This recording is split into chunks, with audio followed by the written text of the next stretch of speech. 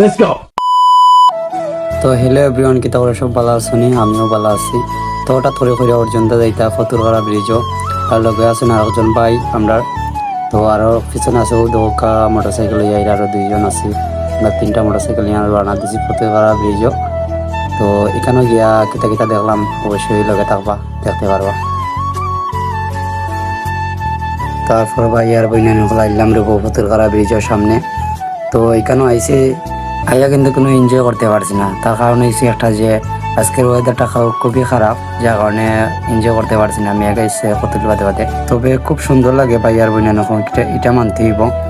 আর ওই দেখানে অনেক মানুষ না হয়ে ঘোরাঘুরি করটা, তারপরে দেখো গাড়ির অভাব নাই, পার্কিং করিয়া তৈছেন। প্রচুর পরিমাণে মানুষও এখানে খাওয়ার মতন নাই আর কি, বুঝছেন। আমি ভাবছিলাম এখানে আইয়ারই একটা স্লো মোশনের ভিডিও বানাইতাম, কিন্তু হইল না, কারণ ওয়েদারটা ভালো না। তারপরে এখানেও দেখলাম মেঘাই সব দৌড়াদৌড়ি করটা, ও যে দৌড়িটা দেখা এর কারণে আর আমরা আসছি। আর আজকের বলো কতটুকু কিলো হয়েছে অবশ্যই কমেন্টে জানাইবা। ধন্যবাদ।